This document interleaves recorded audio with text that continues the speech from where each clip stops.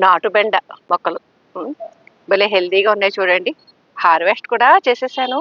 చేసేసాక మీకు చూపిస్తే బాగుంటుంది కదా మొక్కలు అని ఈ వీడియో షూట్ చేస్తున్నాను అనమాట. ఇదేమో చెట్టు బెండ అండి. ఇదేమో ఏనుగు దంతం బెండ. చూసారా పొడవుగా ఎంత ఉన్నాయో కాయలు. టేస్ట్ కూడా చాలా బాగుంటాయండి. ఒక 4 కాయలు వండుకుంటే చాలు, చక్కగా కూర అయిపోతుంది. అంతంత ఉన్నాయి చూసారా. ఒక కుండీకి ఒక మొక్క చొప్పునే వేసానండి. ఆ మొక్కలు కూడా ఎంత బలిష్టంగా కనపడుతున్నాయో చూడండి.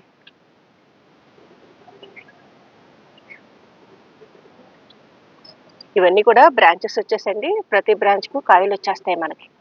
అందుకని ఇటువంటి మొక్కలు ఒక 4 వేసుకున్నాం అనుకోండి, 2-3 రోజులకు ఒకసారి కూరకు సరిపడా వచ్చేస్తాయి కాయలు.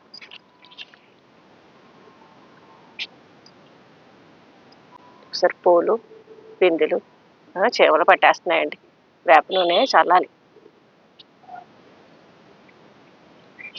ఆ కాయలు తేడా చూసారా, పొడవుగా వస్తుందన్నమాట. పిండి కూడా ఎంత అలా వచ్చిందో చూడండి.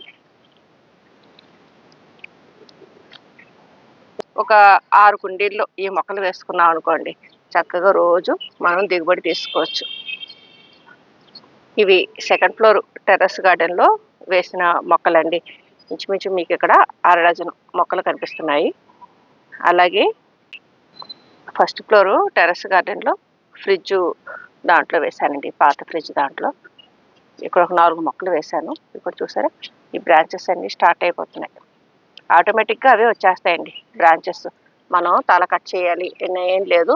మామూలుగా అయితే బెండ ఎదిగాక మనం తలపైన కట్ చేసేసాం అనుకోండి, కొత్త మొక్కలు అంటే కొత్త కొమ్మలు వస్తాయి. అలా కాకుండా మనకి ఈ చెట్టు బెండకి చక్కగా ఆటోమేటిక్గా అవే కొమ్మలు వచ్చేస్తాయండి. వచ్చేసి గుబురుగా పెరుగుతుంది అనమాట. ఇది ఇంకా తయారవ్వలేదు, తర్వాత పోస్తాను. సన్లైట్ బాగా తగిలితేనే మనకి మంచి దిగుబడి వస్తుందండి. ఇది 6 నెలల క్రితం వేసిన బెండ మొక్క అండి. ఆ తర్వాత పక్కన ఆ మొక్కలు ఈ మొక్కలు చాలా వేస్తూనే ఉన్నాను. ఈ మొక్క ఒకటి అలా ఉంచేసాను. చూసారా కొమ్మకి కాయలు ఎలా వస్తున్నాయో.